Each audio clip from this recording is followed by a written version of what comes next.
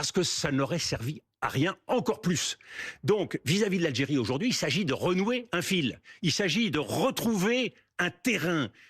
Quand vous vous lancez sur un terrain avec des munitions, des armes, vous faites exploser la grenaille, vous n'avez aucune chance de pouvoir nouer ce fil. Moi, je suis conduit au service de l'État dans une logique de résultat. Alors évidemment, ça ne peut pas satisfaire le journaliste que vous êtes. Ça non, ne vous donne le pas, journaliste ça... que je suis est interrogatif quant au partage des responsabilités que vous faites entre la France et l'Algérie. C'est-à-dire qu'au fond, vous êtes extrêmement vocal sur les fautes commises par Bruno Retailleau.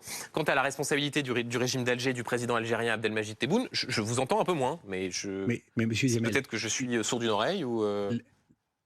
quand vous reprenez l'historique de cette relation, Ouais.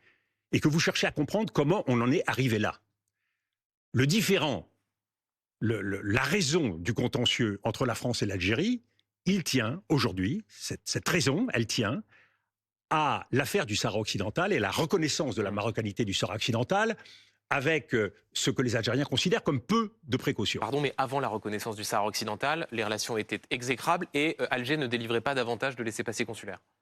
Oui, comme beaucoup d'autres pays de cette région. Mais très bien, mais donc c'est pas cet événement-là. Mais c'est là où les choses se sont cristallisées.